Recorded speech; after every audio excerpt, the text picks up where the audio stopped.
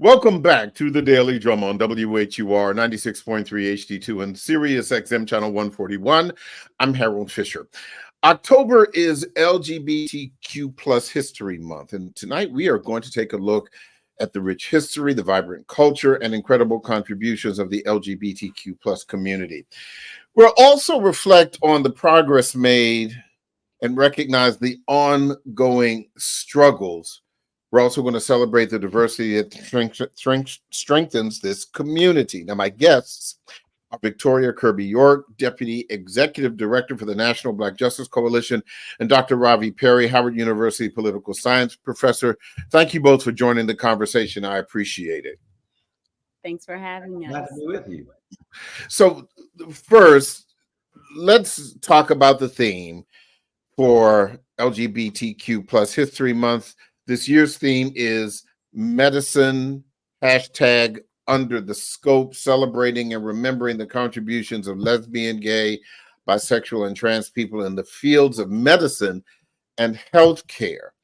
Now, according to the Pew Research Center, nearly 10% of Americans say they are lesbian, gay, or bisexual, and more Americans identify as bisexual than as gay or lesbians.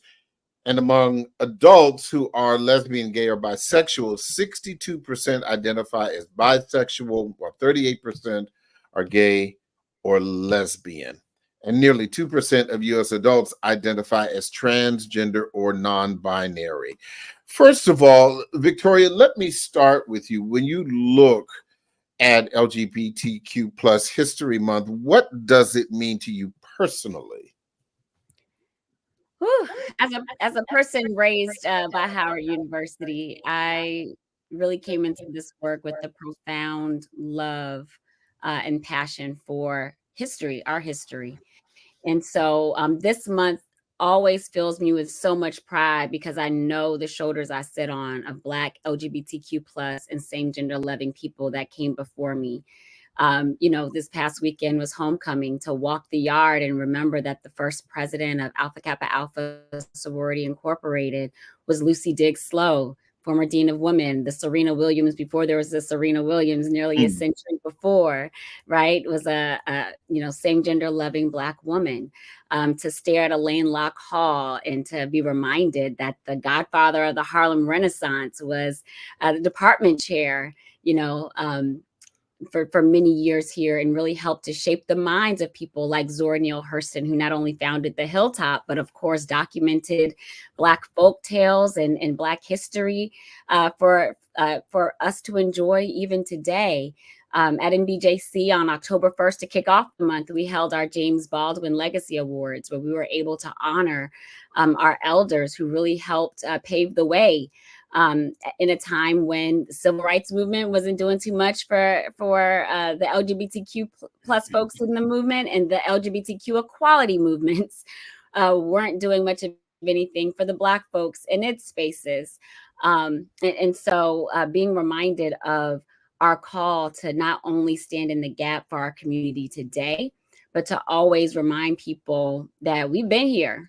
Right. We have a biography series people can get to at beenhere.org that allows folks to see so many trailblazers who've come before us, including the women behind me who recently received our Audre Lorde Wisdom Awards earlier this year.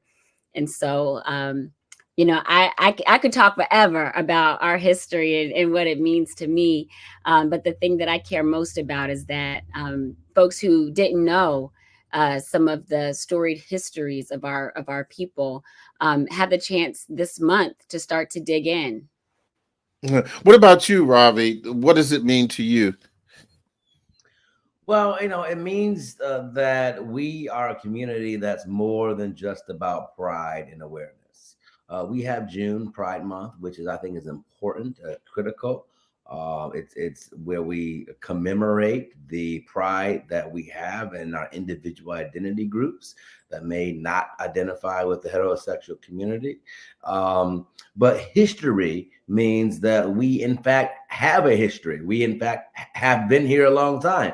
We, in fact, have long been on the vanguard of civil rights and protections for a whole bunch of folks including ourselves. And while history may have been slow to include us in those images, to invite us to that March on Washington stage, to ensure that we acknowledge the fact that right across from Howard University at Banneker Park is where we hosted the first ever National Black Pride, and also the first ever National Black convening prior to the first Black Gay and Lesbian March in Washington, D.C. It shows us that we have a history. We have a history that we're proud of, but it also tells me that we have more work to do. It's why I really commend the Missouri teacher from 20 or so years ago who really did start this as an initiative, as a classroom project in secondary education, teaching high school students, because we find that most schools do not teach LGBTQ history. Right now, only one state in America, New Jersey, requires LGBTQ history to be taught. And so we have a lot of work to do, not only in our African-American and same gender loving African diaspora communities, but certainly beyond as well, as the work that Victoria does at MBJC and so many other complementary groups have really begun to do, for the most part, in the last decade or so. But we've had only a handful of orgs like MBJC that have been around prior to where we are right now in 2024, where a majority of Americans and majority of African Americans support the civil rights of LGBTQ people. As a political animal, Ravi, and you sit at the top of the heap as far as I'm concerned, in the many conversations that we have had, do you believe that your needs, issues, and concerns, more broadly, the needs, issues, and concerns of the community are being addressed in the political arena? Or do you still believe, local or national, that there is still a bit of hesitancy to address it? It's both. So I'll start with the, where we have gotten in terms of positive influences. We now have, of all subgroups in America, of those who run for office, you might want to call them intersectional groups. You are Black plus something else, or white plus something else. So of all subgroups, Black LGBTQ people are the ones that have been running for office at a higher rate than anyone else since the pronouncement by President Obama in 2012 in support of same-sex marriage, and certainly since 2016, the advent of that orange man named Donald Trump. That has really galvanized a lot of Black LGBTQ people to run for public office. And so now we've seen a 400% increase in Black queer candidates for public office this year, 2 years ago, than we had just 10 years ago. That's massive. And what that says is that we are finally getting our in the rooms where decisions are made, local, state, federal level. I'm a candidate right now for ANC here in Washington, D.C. We have other queer candidates of color and queer candidates in general running for office.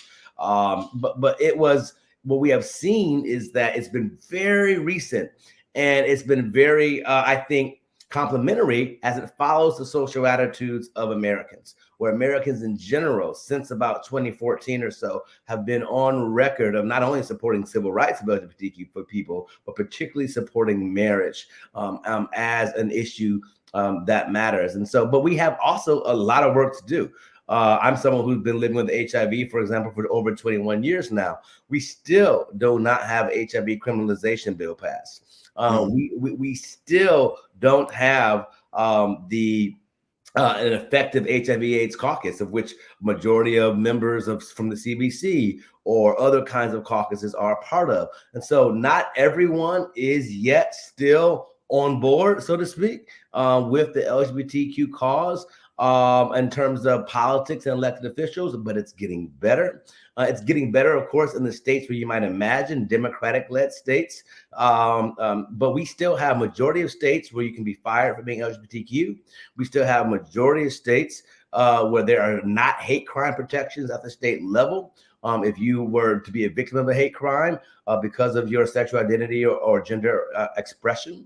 And so that means we have a lot of work to do. We still have not passed the Equality Act in the United States Congress, let alone, of course, the Equal Rights Amendment. So we have a lot of work to do that will still say to the LGBTQ community that while we may have ignored you historically, we have an opportunity in the present day still to get our politics correct in terms of at least including folks. We have been since this country was founded in 1776 and the Constitution ratified in 1789. We've been constantly making it better because it did not include these voices of people like me and Victoria. And so how do you make it better? You make it better by showing up. But we also know that running for office does not mean, or even being LGBTQ yourself, does not mean that your agenda is going to be LGBTQ. And so it's with allies, actually, coalition partners, non-LGBTQ folks with whom the LGBTQ agenda is actually going to be achieved. Just like with race, by the way. I remind my students now in my Black Queer Politics class at Howard that you want to know who actually passed the Civil Rights Act, who passed Voting Rights Act, who passed fair housing. Those are all white folks and a handful of Black people. And so it's important to remind folks that this is not going to be an issue of parity in terms of justice and equal opportunity for LGBTQ folks and non-LGBTQ folks that we're going to achieve on our own. It can only be achieved in working with folks who are not a member of our communities. Victoria, speaking of progress, achievements, as you know, Howard University this past week unveiled a newly redesigned LGBTQ plus resource room for queer students. First of all, let me get into your business. What class were you when you graduated? We're going to tell your age. Yeah, that's fine. I graduated with my bachelor's in 2009 from the School of Communications. Okay. So master's in 2011. So, 2009, for somebody of my age, to me, that's recent history. Yeah. 2009 was yesterday. It's fine. Okay. Yeah. 15 years ago. Yeah. Was it 15 years ago? Exactly. But even in 2009, and when you look at, this achievement last week, was this something that you could have imagined happening? Just what do you think about that road to this kind of, dare I say, open progress? Yes. So it was something that I imagined when in 2009, I had the honor of serving as Howard's first openly gay person to serve on its board of trustees. And in that role, I did a lot of work looking at what our peer institutions were doing, where we were in the midst of our Middle States accreditation reaffirmation around the time that I was serving, doing the campus master plan for the next decade. And one of the things that stood out like a sore thumb was that we did not have an LGBT resource center, even though HBCUs at the time were dealing with students being murdered from acts of hate or beaten. Even at Howard, we had an instance where a band member was beaten. We had, during my time there, 2 different instances of young women taking their lives because of the homophobia that they endured at home. And so just despite those realities, despite the data, I did my undergraduate thesis for the Annenberg Honors Program on the need for on what LGBTQ students were experiencing at HBCUs like Howard. And in doing that research, I saw the data that looked at the disproportionate number of our youth who are taking their lives, who are homeless, who are in school while homeless because their family cut them off financially the moment they heard whispers that they might be gay. And so we knew it was needed. After my term finished on the board, I worked in at the time it was President Sidney Rabeau in his office as a graduate assistant. And he empowered me to create a plan for an LGBT resource and research center, which I did. But unfortunately, the Great Recession happened and there were a lot of layoffs, a lot of program cuts, and it just kept getting pushed down the road. So it was that thought, and I don't mean to interrupt you, but I've got to take a break, but I'll let you continue your point.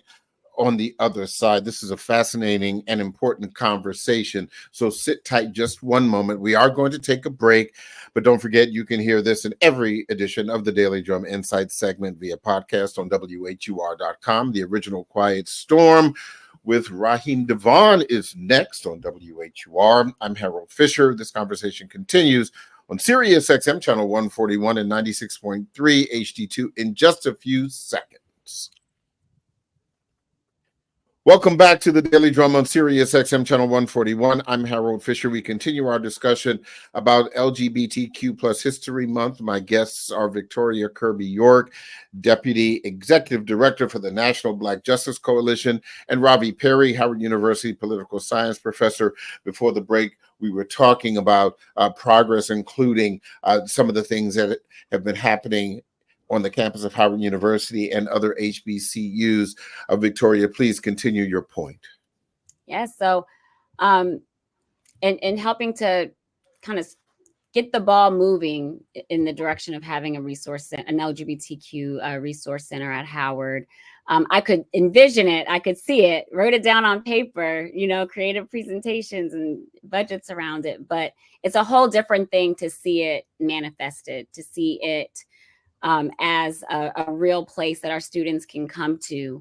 And I've seen the progression from there being just an office in Blackburn for Cascade, the LGBTQ student group on campus, to the first iteration of the office that, was nice, but now seeing the IKEA fully furnished version of the office where you see the Howard logo, in this beautiful, like marble-like material alongside the words intercultural and LGBTQ plus student resource center. That is just a whole different level of joy to know that, especially that it's on the same floor where the Punch Out and the CAF are, right? So they're in places that are commonly enjoyed by our students. And so I imagine that 18-year-old who has been nervous and scared about who they are and not sure what to expect when they come to Howard on that first day of school, going to the CAF with their meal plan and seeing, from the side eye peripheral, there's an LGBT center here. Mm-hmm. There's a place for me. There's a place where I can find community. There's a place that will love and support and affirm me, where I can get resources, where I can read more about the trailblazers who've come before me, like Reverend Dr. Polly Murray and Bayard Rustin, who are so instrumental in both Brown v. Board of Education, the Civil Rights Act, and the Voting Rights Act, to know that not only are they a presence on campus, but that their contributions are valued, right? And so there's something else going from seeing something on paper into watching this progress over the last 15 years of different people picking up the ball, carrying it further, and someone else taking that ball and carrying it further, someone else taking that ball and carrying it further to where we were last week at that ribbon cutting. And to know while it was being cut, that the very first openly transgender person to serve as the Howard University Student Association president was there right alongside the director to snip the ribbon was just beautiful. I would have never guessed 15 years after, being the first to serve on the board, that we would be in a moment where our student body, proudly was able to elect someone from the transgender community to represent our entire student body. And so it was just a very emotionally full moment for me personally and for everybody that was there. Ravi, even with all of the progress that Victoria just spoke about, you and Victoria obviously are well aware that there is a great deal of ignorance. There's a great deal of homophobia. There is fear, misunderstanding, for people who live outside of the community, those who do not understand, who do not want to understand. Don't ask, don't tell isn't just about, or wasn't just about the military. It was about day-to-day living. Right. For people in the LGBTQ plus. And and quite honestly, even in this space, on this program, in attempting to be sensitive and aware, not all of our listeners have been receptive to that. And number one, and I've had some, shall I say, spirited conversations off air about people who have called me and said some things that were really, quite ignorant. So with that said, for those people who are, who are not gay, who are not lesbian, but are trying to understand, what do you recommend that they do? Because I'm sure, just like talking about issues of race, not all Black people do not think the same. And not every Black person is the official spokesperson for being Black. So every gay person, or every lesbian person, or every trans person is not the official spokesperson for the LGBTQ plus community. So where do you go? What do you do? How do you address that? The joy of being at a place of higher learning is that presumably we all believe that learning is fundamental. And I happen to have been raised in a household of educators, and I believe that learning is the lifelong endeavor. We should all be pursuing learning as a lifelong endeavor from cradle to grave. And so for listeners who may not understand, go to your public library, pick up a book, read, talk to your neighbors, talk to your kids, who I guarantee you probably know a queer kid if they're not queer themselves, and can help educate you on what inclusion really truly means. I was just talking to a young person just 5-6 hours ago who has been wrestling with the fact that they're from the South, they now live up here, their parents are anti-LGBTQ, they're Black, and they have these negative attitudes and associations as it relates, but it's really steeped in ignorance, which I like the way you framed it, Harold, because it is about ignorance. I teach my students that ignorance is not a pejorative. The moment the ignorance goes away, I'm out of a job. So ignorance keeps me employed. Not that I want to do that, but the fact is that with ignorance, first day of class, I tell my students, you have an A in the first day. The challenge is, as you learn more material, as you engage to more things, do you maintain that A? Or does it somehow drop off because you have chosen to not engage, to not read, to not watch the video, to not comment, to not do experiential learning in the community and go volunteer at places like NBJC? Like, if you aren't doing that work, then you're going to drop off. Because as an adult, whether you are in education or not, or whether you have gotten a high school diploma or a GED, or you've earned a higher ed degree, none of that actually matters. We're talking about the simplicity of the human experience. And it's always been diverse. LGBTQ people have always been here. Don't believe me? I don't know. Go read some Shakespeare. Go read the story about the Ethiopian eunuch in the Bible. I mean, you can go through 1,001 examples to remind folks that this is not a new concept. It's not a new population. I mean, but unfortunately, as long as you have those people out there that have million plus views, the Charlemagne the Gods out there, the Donald Trumps out there, that occasionally misuse their platforms to speak mistruths, we have an obligation, those of us who are not only in the community but care about the community, to correct those narratives. Here at Howard, just as an example, now I've been at Howard for almost 6 years now, and the vanguard of change has been dramatic on LGBTQ issues, but it's nowhere near enough. It's nice to have a student, and I remember when Jose Cadiz came in, and he was our first full-time openly queer leader following Gail Ivory in the intercultural office. And I chatted with him in his first week in office and said, here's one thing I want you to do. I want you to go to the higher ups and tell them that you don't want to just be the director of the Intercultural Affairs Office. You want to be the director of Intercultural Affairs in the LGBTQ Center. It's important that it's in the title. It's important that people see recognition on paper, on doors, on walls. If they don't see themselves, then they're going to either go by the wayside, and that could be in a very negative, despondent place, or they're going to go elsewhere to find themselves where they can, in fact, be seen and recognized. To me, this is a very much of a political issue, because politics of recognition is, in fact, a political issue. If you're not first recognized and seen, then you can't represent me.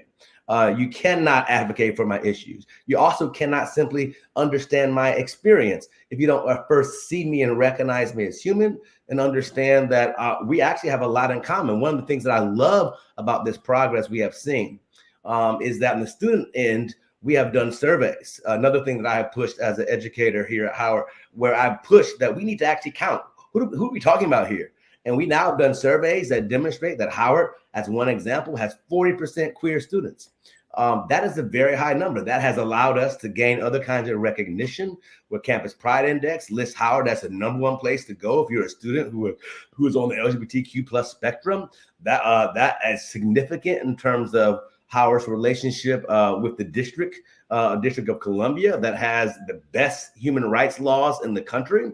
And to finally be able to have that married with data is central, because now there can be resources attached to that data. But but there's more than just queer students at Howard. There are queer faculty members, there are queer staff members at Howard, and all of us walk on campus with our identities. I don't know what it's like to be a woman on campus, but I do want to engage with folks and talk about what it's like for them. And I would hope that folks who are not queer would be interested in the same kinds of relationships, of learning from folks, whether you're a faculty, staff, or student, or an alumni coming on campus for a homecoming weekend. You genuinely should be embraced. And we're just one example. But because we're in the nation's capital, I think it's an important primary example that we demonstrate what it means to be an inclusive institution of higher education, so that when we then educate folks, that they then go take that mission wherever their feet may lead them. But it's not easy, because there is a lot of ignorance. We have to fight against the myth of homophobia in the Black church. I've done research on the myth of homophobia in the Black church.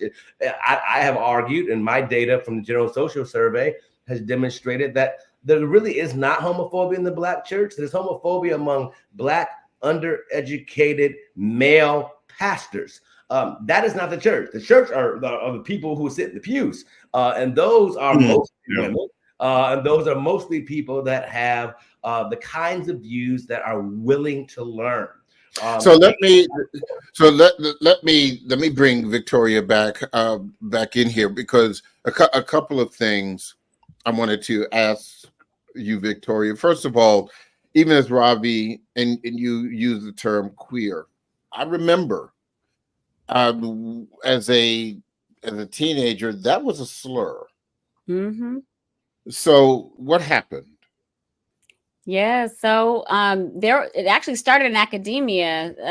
There was a reclamation of the term queer. As someone who grew up in Florida in the South, when I left Democratic, politics to come back to the LGBTQ movement, my first job back in the movement was at the National LGBTQ Task Force. And it was right after they went from being the Gay and Lesbian Task Force to LGBTQ. And I had to sit with the Q for a minute, because coming up, queer was a slur. And I was just like, I don't know. I got this new job. I have to say where I'm working. I don't know. The first thing my mama asked me, because she was on the other way allies can go is, yes, learning, but loving and listening is also two other L's I would offer to people. My mom, who was trying to get better on her allyship front, because supportive parents, and it really helps set people up for long-term success in their life. She asked me, so what's this Q about? And so I had to answer that question for her. And what I came to appreciate about it was two things, and why now, I use it frequently, is that part of the reclamation of the term, in some ways similar to how in the Black community, some folks have reclaimed the N-word for different. Some folks. I said some. I said some. Let's be clear. I said some. Yeah, not this one. But Yeah, there are some gay people who feel the same way about queer, who are like, and I okay. never, like, I was literally beat up, called the F word, and queer was used, during, attacks against their life. And so there are people who are like, never, ever going to use it. But it's in academia, they started to call LGBTQ studies queer studies. Yeah. And that tended to kind of take place in the Northeast and West Coast. And the South has kind of come along with it gradually. But we use it to mean different, right? The kind of original use of the term. So to queer something just means that it's not common. It's not like everything else, right? And there's a pride in not being a carbon copy of everybody else. There's pride in just saying, yeah, I'm queer, I'm different. I don't have to be the same as everybody in my family or in my friend circle. The other thing that helped me get it was I had a colleague who was lesbian, but started dating a trans man who identifies as a man. And she was really like sitting with, I've long like been proud of my lesbian identity, but me calling myself a lesbian now takes away something from my partner who does not identify as a woman, who identifies as a man. But she didn't want to call herself straight either. She was like, I ain't straight. I ain't saying, just because when people see us walking, they see a man and a woman, like I don't want that. And so queer for her was her comfort term of being able to still signal to people, yeah, I'm different and I'm proud of my difference. And I am loving on my partner who, has their own identity that's important to name. And so that's kind of what brought me along. But you're not wrong. Queer definitely has some negative roots that has been reclaimed by a lot of folks. Yeah, we may have to have an N-word show too, but that's another conversation. But so again, even in the story that you were just sharing, Victoria, which kind of goes back to the complexities of those of us like myself who live outside of the community. And so I've got a complex question on the issue of race. And I remember a couple of years ago, I was speaking to a white woman who considered herself an ally of Black people on the issue of race. And while I appreciated that, I said, you can wake up every morning and move about and never have to address the issue of race because you are a white woman and you look in the mirror and you see a white woman. I said, I cannot avoid the issue of race because every time I look in the mirror, it is obvious that I am a Black man. I am not so fair or biracial that people may mistake me for anything other than being a Black man. My question is on the issue of LGBTQ plus. If I look at Ravi, unless Ravi tells me, or if I look at you, and unless you tell me, I would not assume what your position is and who you love, who you date, who you're married to. I would not know.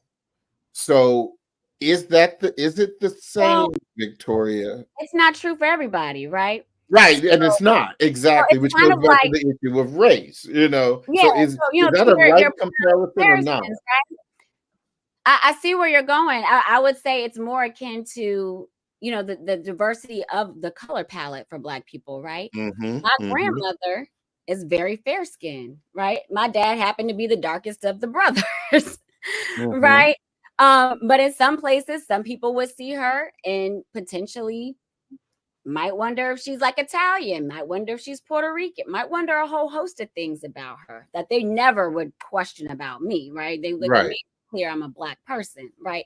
And so there are some of us who are passable, right? Like people would look at and say, oh, I could assume that you might be heterosexual. And so, you can maneuver your life in ways where you may not experience discrimination. But there are some psychological damage that happens when you do that, which is another conversation. But the other side of it is there are members of our community that when you look at them, like my spouse, culturally way more feminine than I am, right? But visually, She loves wearing masculine clothes. So when people look at her, there's sometimes an assumption, oh, excuse me, sir. And she's like, I'm a proud woman. Pause, right?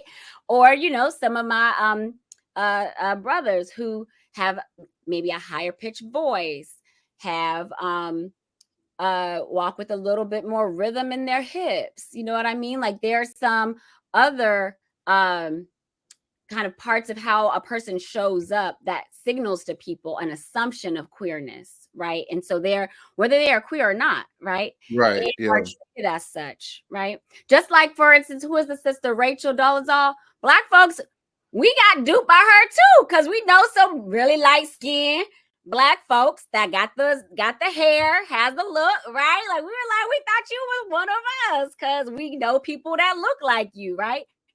There are people in the queer community as well, right? There are people who reverse. There are heterosexual people who are cisgender who also may have a tone of voice that's different from what's assumed, or dressed differently than what's assumed, and are also harmed by some of the stereotypes that we have in the gaps in the law. So when Dr. Perry talks about the fact that we don't have the Equality Act, yes, including LGBTQ people in the Equality Act benefits us, right? So we don't, get discriminated against in all parts of public life. But there's also a benefit to a whole lot of people who show up in different ways that's not in alignment with some preconceived notions of what's masculine and what's feminine, right? And so there is a similarity, although different, history and culture related to questions around race, sexual orientation, gender identity, and expression. You can't assume anything about people, which is why, we do encourage people to ask questions and to listen, to go to nbjc.org and check out our terminology workbook, which is a good place for you to go to learn more about all the letters in the acronym and what our various communities represent. So anyway, I could talk about that for a long time. Yeah. And Ravi said something earlier when I was asking the question about, where do you go? Who do you talk to? How do you talk to people? And I remember when my daughter, who is now 26, grown, she thinks, and a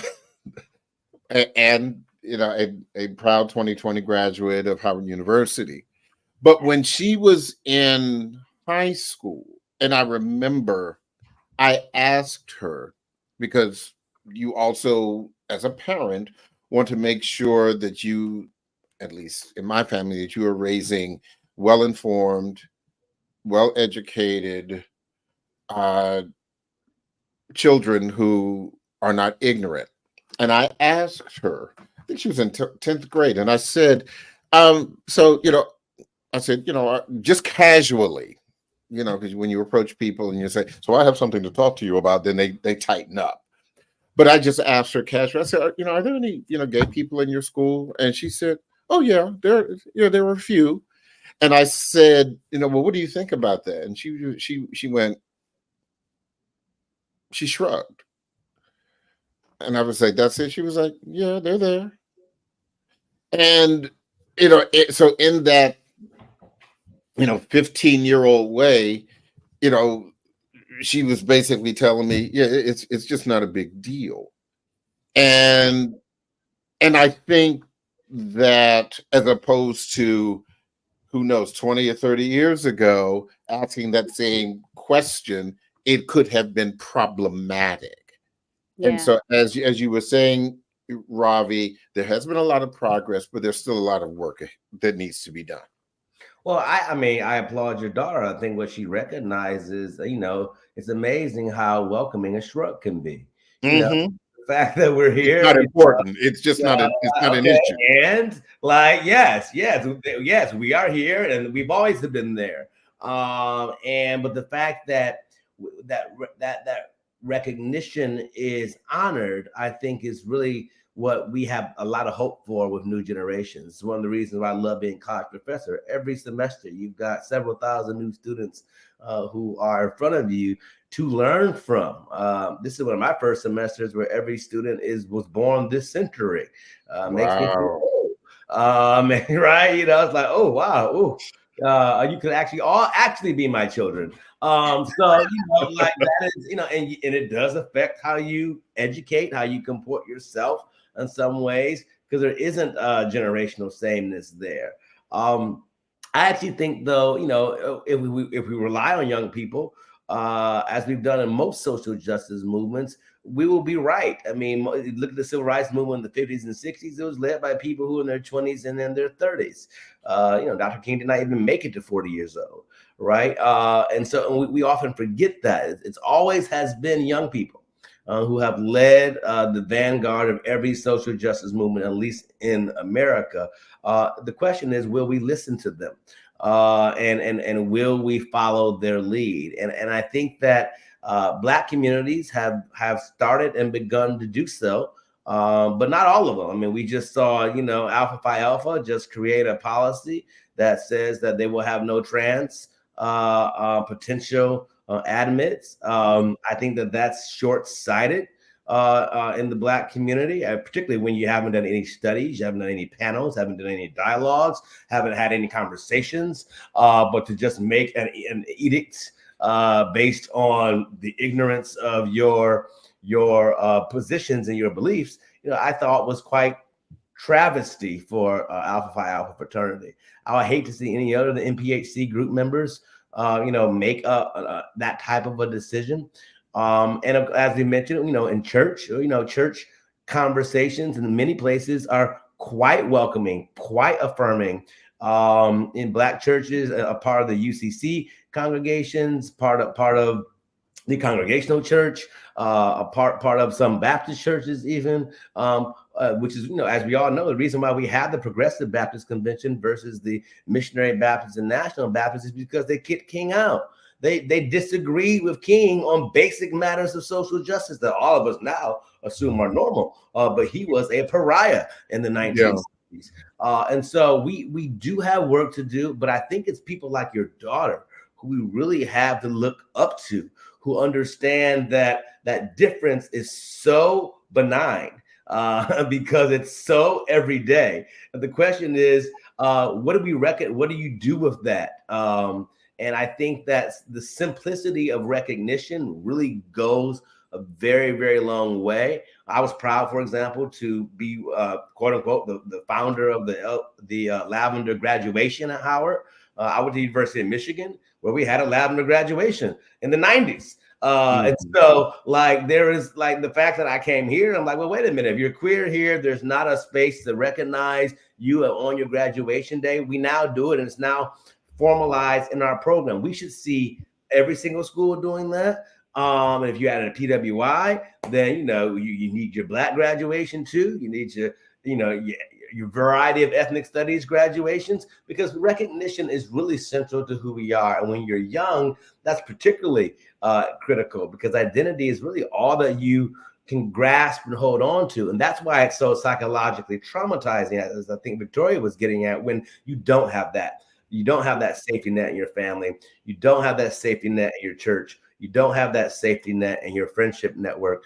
So then where do you go? And if you if you don't know where to go, you don't have someone who might be a friend like your daughter would be to the queer community, right? Then what do you do? And that's why these resources are so important. So because I've lived in Mississippi, I live in rural America, where I have to drive 2 hours to go get basic HIV care. Like, if you don't have a car, if you don't have resources, then where do you go? So to me, the recognition of queer identity is central. And that's why I like LGBTQ History Month, because it gives us all a chance to remember that, hey, you may not have known that Bayard Rustin was gay, but he was. You may not have known that James Baldwin was bisexual, but he was. And that while you may have reached them in other angles in terms of maybe racial justice issues or what have you, knowing their full life is central. I just watched the Rustin film and showed it in my class on Netflix.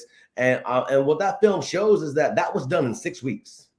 I heard. I did hear about that. 6 weeks. That's crazy. I'm going to have to allow that to be the last where we could talk about this for another hour or so. But unfortunately, I am out of time. Victoria Kirby York, Dr. Ravi Perry, thank you all so much for talking to us, and I appreciate your time. Thanks for having me. Sure thing. That is the Daily Drum for this Monday, October 21st. I'm Harold Fisher. Good night.